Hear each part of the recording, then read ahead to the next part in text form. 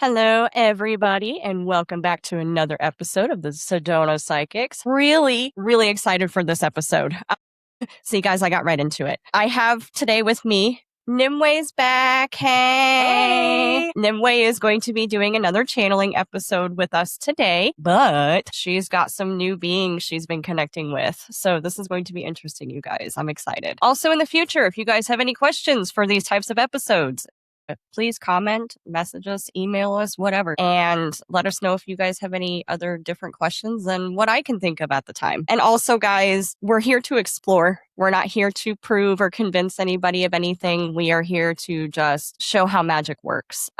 And keep your mind open. You know, you can still have your beliefs, but we're exploring deeper into those things. All right. So, Nimue. So it's been about what? About two months? I'd say so. Yeah. Since the last episode that we did together. So since then, before we go jumping into everything, what has changed for you since that episode? I would say the biggest changes are probably the experiences I've been having in QHHT sessions. Okay. I have a friend that I'm working with, and since starting those sessions, these beings have sort of made it clear they want to communicate through me.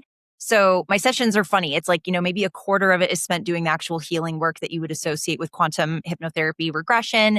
Mm-hmm. And then the rest of it, the majority of it seems to be trance channeling and having these galactic entities kind of like talk through me. They very specifically wanted to talk to the woman and her partner that are doing this work with me. There's like a whole collaboration piece that's kind of going on where they're asking questions, about their mission and, working with UAP phenomenon and, more, I guess, collective questions around like, what is a star seed and X, Y, and Z? And it's just been really, really interesting. I feel like every time I think I'm, done, a certain like group come in, like another one shows up. So this has been really fun. Yeah. Which is kind of along the same lines of like your spirit team too. Yeah. So like there's different, spirit guides that come forward in different areas of your life. So For sure. I love that it kind of all works the same way a little bit. So tell us who these beings are that you have been connecting with recently. So they identify themselves as Andromedans. And I'm sure anybody listening that's familiar with like the starseed sort of mythos and all of that kind of has an idea of who these beings might be. The way that I experience them is that they are, in fact, from the Andromedan galaxy, our sister galaxy. And I know, according to starseed mythos, there are folks on the planet that seem to have like a deeper connection with them energetically than, say, maybe, the Pleiades or the Lyrans. Everybody's very different. Right. But that's how they have introduced themselves to me. Interesting. All right. Can you tell the people a little bit kind of how you experience channeling? I know there are many different forms of channeling, so trance channeling and things like that, but I don't think a lot of people realize that channeling is actually very simple and you don't always have to necessarily be in some type of deep, meditation. So how was that process for you? Right. And I guess it would depend on whether it's, channeling where my consciousness is still kind of like I'm in the driver's seat, right? Mm-hmm. And I'm allowing information to kind of come through. And I do it on my left side because that's typically like, how sometimes you'll try to listen to something and you'll lean a direction. Like I always seem to lean with the left for the most part with these beings when I'm connecting with them. And in my practice, and this might sound like a cop-out for some people, but this is also how I teach people to connect with their spirit guides. I hear them in my head, or if it's not hearing, it's like a knowing. So that's what you would consider claircognizance, clairsentience. And I just ask. I mean, I definitely do ground and center before just jumping in the channel. I typically call in my spirit team to make sure, all my boundaries are being respected and that we're doing this in good faith. So, but I don't need to be, super eyes rolled in the back of my head, and letting them talk through me. That can happen. But that's leaning more into like, my very limited experience with trance channeling, where I am not in the driver's seat and I'm allowing somebody to kind of, I guess, use my corporeal for my avatar to speak through me. Which is also very cool. And I'm very, very new to that. So yeah. See, guys, spirits can use your meat suit. Don't scare them. I mean, for real though. Like, hey, you want to use my meat suit? Yeah. Definitely with consent. Yeah. Definitely with consent. And only with consent, honestly. Just to kind of tap into that. Like, and maybe I should even add that as part of this. When I am doing this trance mediumship, or trance channeling, whatever you want to call it, it is with deliberation. And like, we are calling in archangels. We are, making sure that everyone is in alignment. Right. And that's the only time I have ever had any consciousness come into me where my Nimue self is kind of like in the back seat. Right. Yeah. Which is sometimes an odd feeling. It is very interesting. It's like, It's very interesting. it's like you're there and you're aware, but it's like, it's not you. It's not you. And you just know. And I tell my clients this all the time. It's like, you're not going to understand it until you experience it. So I think this is going to be a really interesting episode because I also have some questions for the collective as well.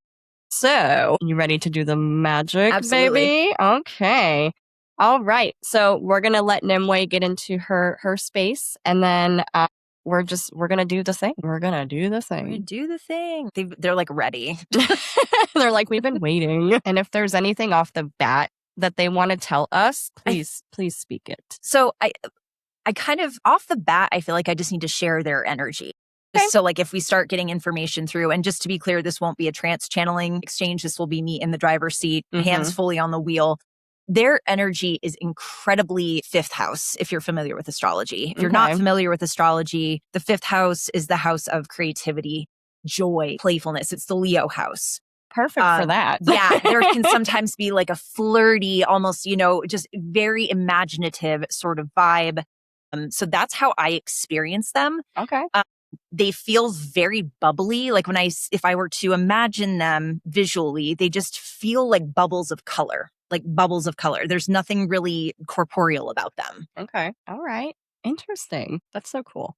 So do they have anything off the bat that they would like to tell us or share with us? It's funny because I feel like this is a little bit in alignment with what other higher dimensional beings have taught through me. They kind of want to talk about our technology. Okay. Because it is such a, crux of daily existence. And there's kind of this, how do they want me to put this? They want us to just practice awareness of what we are giving our faith and energy to when it comes to what we're witnessing through our phones or on our computer. And the risk that they see is not necessarily the same risk that other beings have expressed to me. The risk is that people are going to get so caught up in what they think is the correct thing to do. Right. And I'm going to speak for myself and not for them, but like we're seeing this quite a lot. At least I'm noticing this on TikTok and just in discussions on social media. Currently, there's a huge swing towards purity culture. And it honestly, truly does not matter what side of the political spectrum you are on. And we won't get into politics right now, but it's this sense of like everything has to be pure and everything has to be perfect and everything has to be flawless and everything, nothing can be wrong. So what's the point? Yeah. Because it's like, if you're wrong, then you face shame and you can face cancel culture and all of that stuff. Right. So they are very much about understanding the concept of boundlessness. Boundlessness means there are no thought crimes.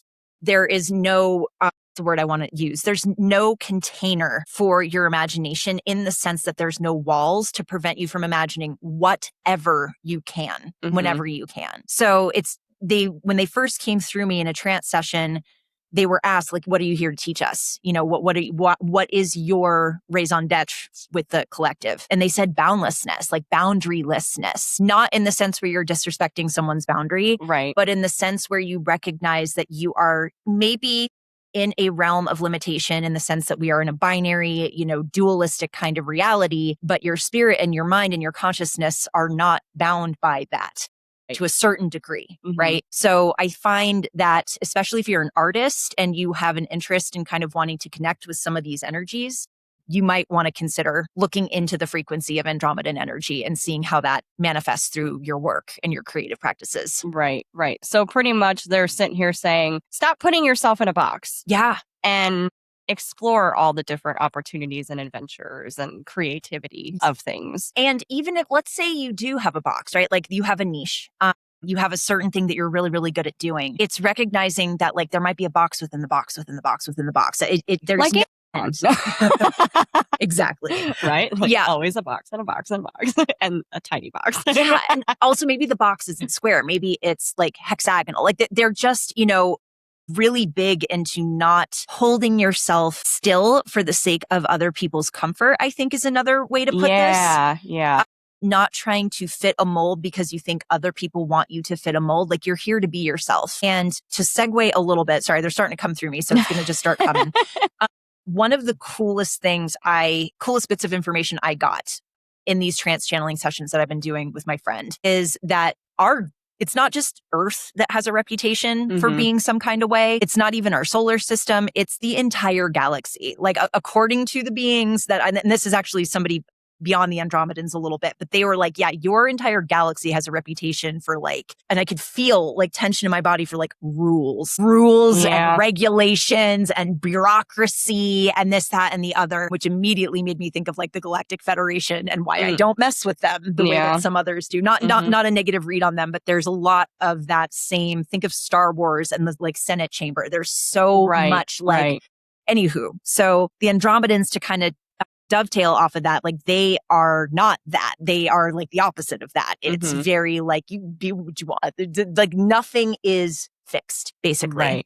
Right. Gosh, guys, like, see, we gotta get ourselves out of the boxes. Like, and this is interesting that this is all coming in at the beginning of Leo season. And then we also have Jupiter in Leo. Yes. Isn't something else in Leo? It's Barbo's basket. Oh yeah, Barbo's basket. So too. Jupiter's in Leo at 4 degrees. I believe Uranus, Neptune, and Pluto are all at 4 degrees. So it's kind of a historic, pretty big deal when it comes to the rarity of the astrological alignment present. Right. And I think what's happening too, especially with like the shift, because we know that humanity is shifting a lot quicker than what they have been, that a lot of people are realizing that stepping into their authenticity is what's going to open up all of these other channels and doors for them to create the life that they want. Correct. To make the changes that they want. And, coming into Leo season, and me as a triple Leo, yeah, I totally did a Leo thing. I'm a triple Leo, guys. And a lot of people, and it's not just Leos. A lot of people are really starting to feel this energy of, who am I? Yeah. What am I doing? How am I going to express myself? How do I want people, like, it doesn't matter how people really see you. It's more of like, if you're okay seeing yourself the way you are. You know what I mean? So I love that this energy is coming in and that you're connecting with them right now so that we're able to get even more confirmation of the things that are happening on the planet. So I have a few questions. What do they want humanity to understand right now? Besides the whole not keeping yourself in a box, what else does humanity need to understand about the changes and the shifting that we're all going through? I think they're talking about how we've become quite isolated.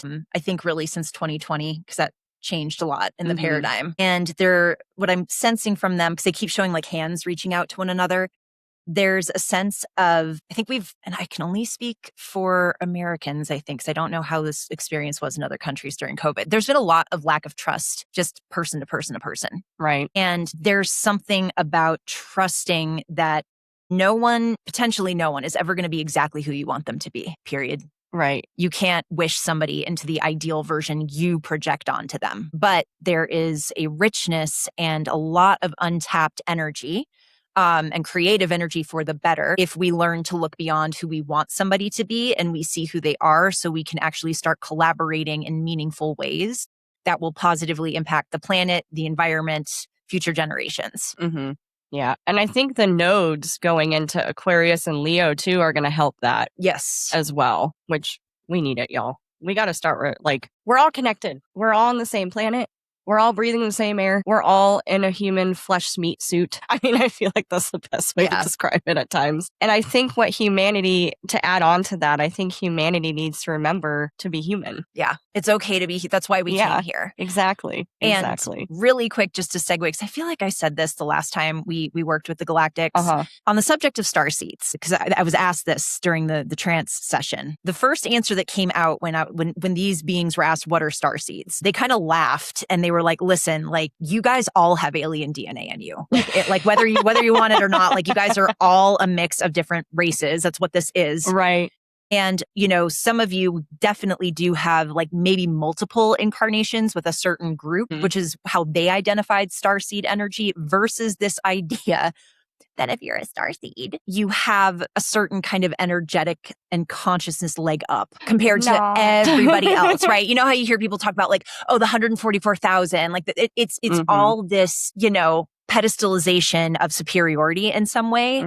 And they're like, that's not it. That's not it. You didn't come here to be a starseed. You are a starseed, but you came here to be human. Does that make sense? Yes. So let's say you have a past life regression and you've had, I don't know, like 50 different lifetimes somewhere in the Lyran system. You still came here to be human. Right. So it would behoove us to look past the label, again, the box, the labels, so that we can see the humanity in one another and get a little bit more collaborative. Right. Yes. Yes, queen. Gosh, like I have so many questions I want to ask them, but I also know we have like a limited amount of time. For sure. What are some misconceptions they feel that humanity has for beings like them, but also like spirituality in the spiritual realm itself? That it's outside of you.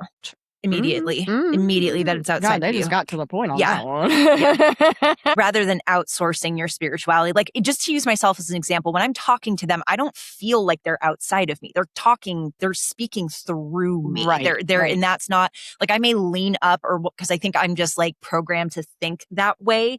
Like we say, it's sadism, girl. It's sadism. And also like the internalization that they're coming from an air quote higher dimension, right? Which is also, there's a little bit of misconstrued definition around that as well. Because a higher dimension doesn't mean necessarily a better dimension. It just means a different one in which there's less duality, et cetera, et cetera.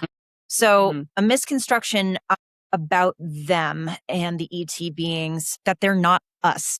They're also us. Like we're all, like the way that they see it is that there is no true separation. Right. It's just reality, consciousness. All that is you'll hear some people describe it trying to have an experience that's new or different or loving, whatever it is. So you don't have to look outward for confirmation that your spirit guides are with you, that spirituality is within you. God is not outside of you. Right. Never has been. Always inside, baby. Always, always, always.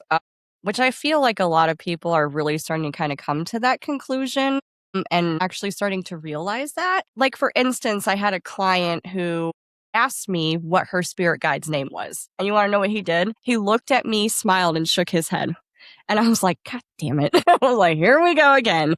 And I explained to her too, I was like, a lot of the times when I have, clients sitting in front of me and they're like, well, I want to know my spirit guide's name. Well, that's for you to find out and not me. Because a lot of the times, now don't get me wrong, I've gotten initials or like I've heard certain sounds that like kind of sound like a name, but a lot of people are just asking outside of themselves, like, what is my spirit guide's name? And I'm like, all you easily have to do is just kind of sit. And the first thing you hear is what that is. So I feel like some people are catching on, some people aren't. I don't know. I guess I'm trying to give you guys some examples here of that because, like, so for instance, with religion is like literally, putting yourself into this God or being into a box and not giving yourself the credit of the things that you're connecting to and feeling and things like that. So, I mean, I guess in a way I'm trying to simplify this for everybody.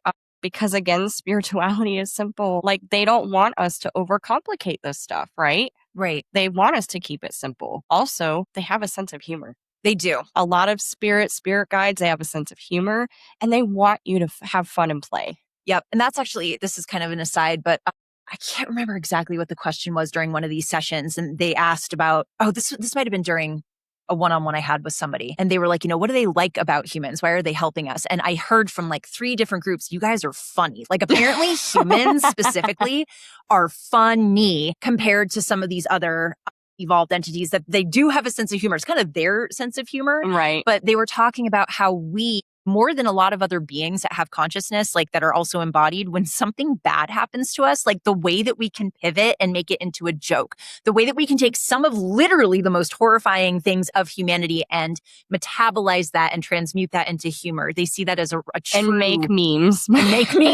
and leave me on the floor after reading a TikTok comment section. You know what I mean? Like they love that about us, which I thought was such a beautiful, I don't think we think about that enough. Humans we don't. Funny. Like, yeah. Although there are times like in like serious situations, I'm like, Meg, don't laugh. Don't laugh. And then I can't help it sometimes, but it's like, you gotta let it out, It's medicine. It is. Okay, going back to some more questions here. What is one thing everyone should do or practice every day? I got to get out of my head and let them talk through me because I have a whole list I could give you. Give yourself permission to dream, not just when you're asleep. So daydream, imagine, fantasize. That's what I'm hearing from them. Bring out your inner child. Yeah. Yes, definitely. Yeah. Fifth house shit. So collectively and, individually, what can we do to help ourselves align with this type of energy? And then also the other types of energies that, come forward with other beings as well, too. It's funny. What I'm hearing, and I know this is going to sound like a cop-out, and maybe I can already feel people's eyes rolling. It's to be in alignment with yourself. The best way to do that, because that's going to harmonize your frequency with the frequencies that you are most likely to connect with. I know it sounds a little recursive, but again, it's coming back to this idea that nothing is out. You don't have to impress anybody or do anything for anybody else. What they love is when, or I shouldn't even say that they love, but what they seem to connect the most effectively with is when you are already in a place to feel confident, I guess, enough to not just second guess every single thing that's coming through. Okay. Right? Yeah. So you have to kind of work on developing a sense of, I trust myself, which is for some people, especially if you have any kind of trauma history, can be a whole number of incarnations, right? Like we're all, myself included, like we're all developing that, I think, whether it's in the spiritual world or not. Right. So that brings me to my next question here for you. How can someone tell the difference between genuine guidance and their imagination? Is there a difference? I think to some people there is. That's the problem. Maybe help them clarify the boundaries not really there. They need to clarify that their imagination is a part of this. So recently I saw, I'm going to forget his name. No, he's an amazing trance channeler. Help me, Megan. Oh my gosh. He's bald, he's British, he's beautiful, he's wonderful, and he was just in Sedona. Oh my God, this is going to drive me crazy. I feel so bad. Oh my God. Anywho, I can see him. Yeah, I'm like almost wanting to grab my phone and then grab your phone. I need to figure out who this is. I'm so sorry. I know we can like edit this out. Oh, go. We're keeping this in. Oh my God, raw. Yeah, y'all. We forget shit. Rants. He talks to the Z. Why can't I find him? DJ Bald Paul is not it. That's Whoa. not who that is.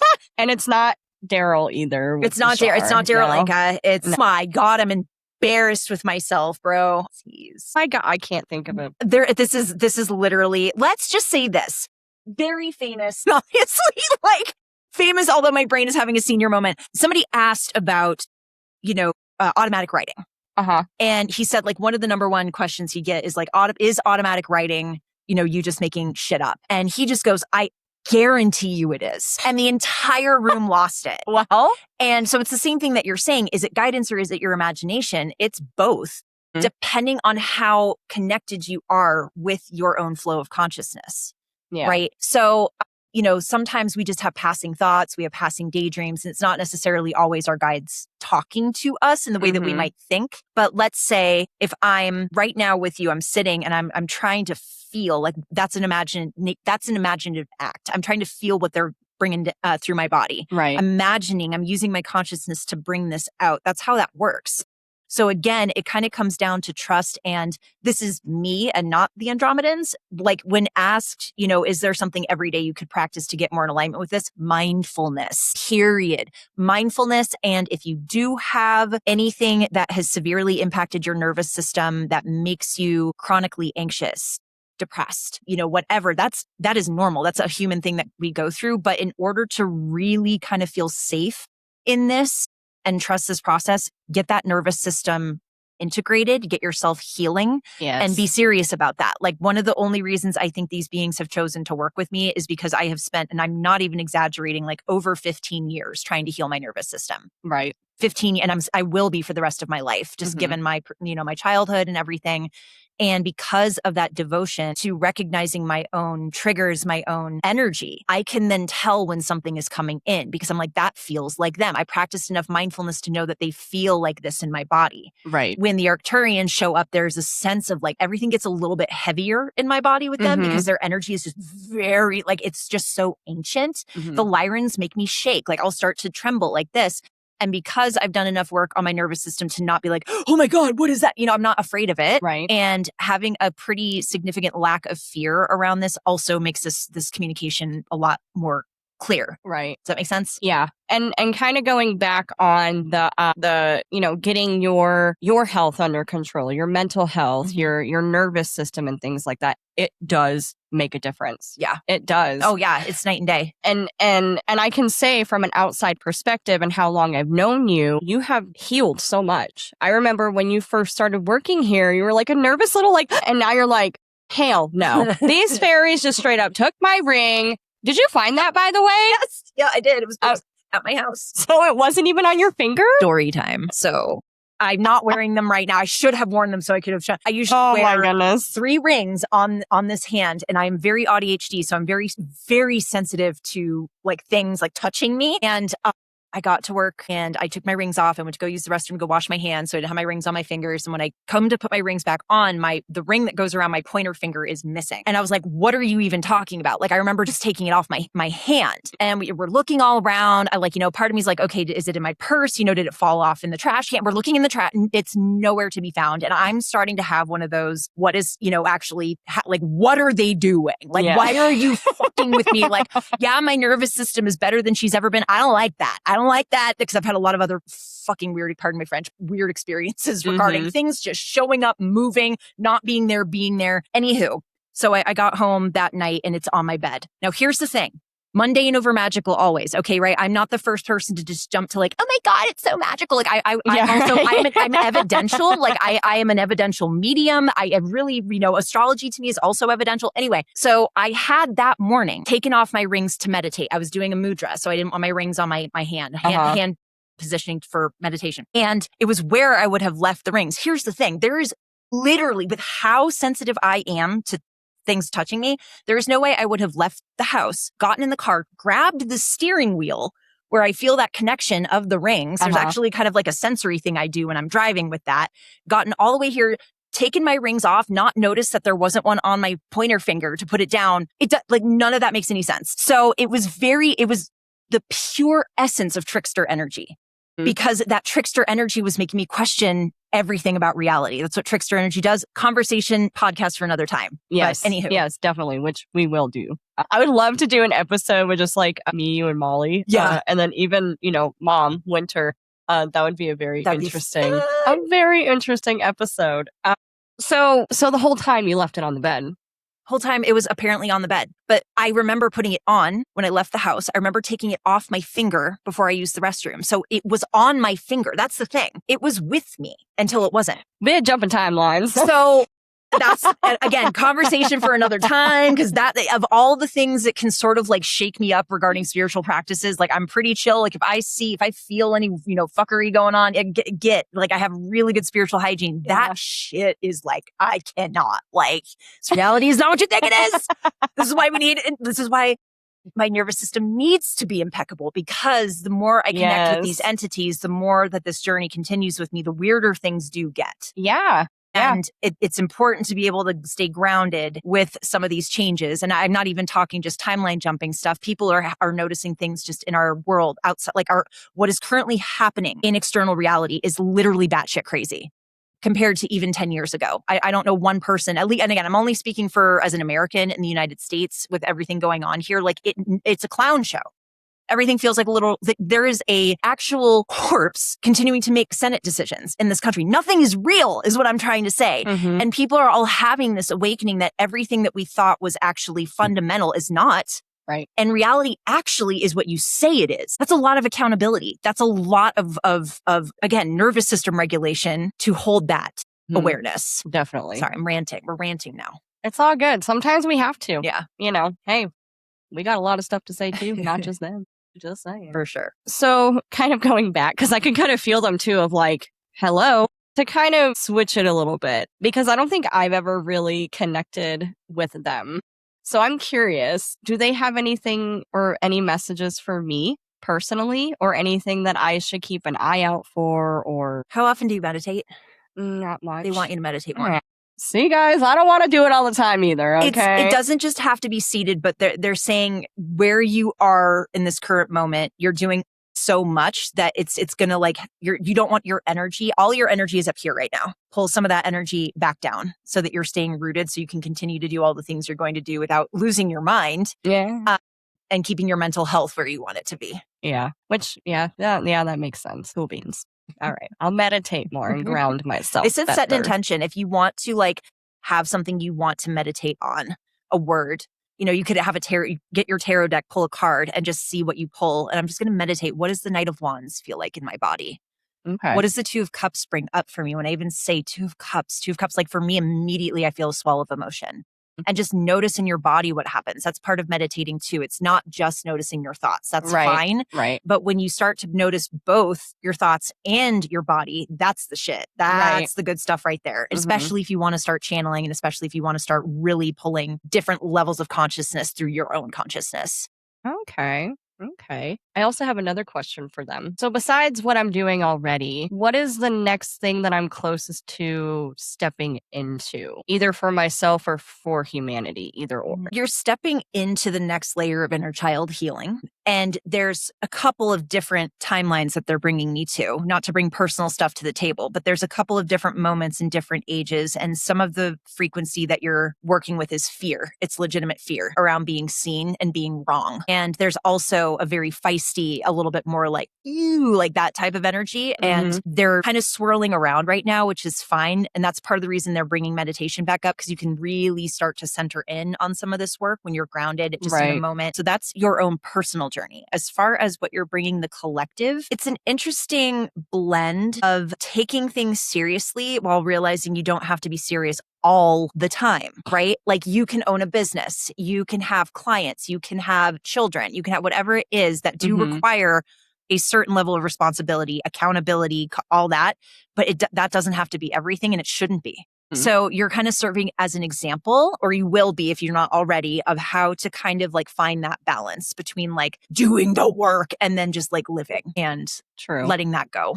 True. And in a way, I do kind of meditate like nightly before I go to bed, because I know that if I fall asleep, and especially if I set an intention of meditating before I fall asleep, I'm still getting what I need out of that meditation. So I have been meditating, guys, just not like sitting there, letting my thoughts go through and things like that. So I guess I can kind of switch it up a little bit. I'm stubborn. Fixed fire. And then the other interesting thing that you were saying too is like about being seen and things like that. I don't mind being seen. Sometimes am I seen in the wrong perspective at times? Yeah. Because also I'm a projector as well. So. You have a 5 line, don't you? Yeah. So I think when they're talking about being seen, it's authentically. Right. And like not being misunderstood, not being punished for being who you actually are is a big one. Yeah. Because, kind of getting a little personal here, throughout my childhood, I've had multiple surgeries. So my face always looked swollen and deformed and blah, blah, blah, blah, blah. So I was never able to fully, I guess, accept and step into my authentic self, because it was always like, why do you look like that? You get bit by a dog. It was always I either got bit by a dog or I got into a car accident. And I'm like, nah, bitches, I was born this way. So, but anyways, also into my teenager years, I was like, why does nobody love me? Why can't anybody give me attention? And I look back at that and I'm like, ew, like I gave myself the ick, And where I'm at now with a lot of this is I am trying to be my authentic self, but also being a projector, I sometimes have to wait for that invitation for people to really hear my authentic advice. Right. And things like that. So I'm finding the balance with that too, which is not easy all the time. And I'm a triple Leo too. So all that chaos, y'all. All that chaos. It's all good, guys. It's all good. Okay. Sorry, y'all. We have ADD and we totally went off track there a little bit. But hey, that's part of the experience. That's the boundlessness. Yes. What gives these beings hope for humanity? It's a great question. They're saying this isn't our first rodeo. We've done this before. What gives you hope for us? That love is stronger than the opposite. It really, I know sometimes, I'm not like a love and lighter. Right. But every time I look for like the answer, like, what is the thing that's either making you want to work with us or gives you, it's always love. It literally is like, you guys are such a channel with everything that you stacked against yourselves with this incarnation, with every bit of amnesia you gave yourself. That love still has a way in. And you guys are seeing, even though things, excuse me, here goes my throat chakra, even though things can get kind of dark, kind of is an understatement, the love that surfaces from that, without getting too triggering and again, too political. There's been some really heinous things that have happened to very innocent people over the recent past at the hands of some very unhinged and violent people. And that is not something that can be erased. But what I also see after that is community coming together. And I see more conversation about safety. I see more conversation about human rights. I see more conversation about how do we protect one another instead of people just immediately, destroying everything or whatever. And even if they did, there's arguments for sacred rage, but that's not what's happening. Right. And I think we need to remember that it's not an afterthought. Like, love is the guiding force in all of this, and it will be. If we forget that, then we're in big trouble. Love and authenticity. Yeah. Too. Like 100%. 100%. Lowdy. Is there anything else they'd like to share with us? Like, they can get ruthless too if they want to. They're not like that though. They're not like disciplinary. They're most undisciplinary energy I've worked with, I think, thus far, which still is kind of maybe a misnomer for some of these beings. Anything else you would like us to know? The animals need more attention. Interesting. Yeah. Animals, whether they're your pets or the animal's local wildlife, there's something about our growing interest in communicating with them. I am also an animal communicator, but so are you. So is every single person that's ever owned a pet. Most people just don't recognize it as if that's what they're doing. But I think people are starting to see the animals are evolving with us consciousness-wise. Yeah. Like, I don't know if you've seen Merv the cat, but she talks, bro. Like, she speaks English. Like, he'll say a word and she'll parrot it back to him. Like, they are growing with us. And a lot of animals, I think our other animal communicator, Jeffrey, would say the same thing. There are a lot of them, when you start really actively connecting, they're like, what took you so long? Like, I've been talking this whole time, but they need more attention and not to be an afterthought. Right. Because of the work that they do for us. Like, these beings come in here as I will use the term like angelic anchors. I can't tell you how many times, and I'm included in this, an animal has saved my life. Saved my life. Whether I was in the pit, like there was a cat that this cat didn't even really like me very much. This was my ex's cat. And he was not cuddly. Like, he was a tuxedo. He was very much his own bro. And I was going through a really, really difficult point. This is one of the darkest points in my life. And, circling the drain, trigger warning, circling the drain. And he jumps on my lap, like when I'm at the lowest of the low, and starts cuddling with me and purring and looking me dead in the eyes. And I was like, you son of a... And I think the next day called my therapist and got help. Aww. That cat kept me here. So I hear that about dogs. I hear that about birds even. So just lean into the relationship you have with your animals and just start learning more from them. And I feel like nature too. Yes. So I'm very connected with my wiener dog, Ellie. You've met her. I love Ellie. She has gotten me through some shit. The loss of my daughter, the divorce, completely uprooting my entire life and moving up north. And then also a lot of like mental and emotional stuff too on top of that. So like there's times I can really hear what she's thinking, and it's crazy. But then she plays me though. She'll play me.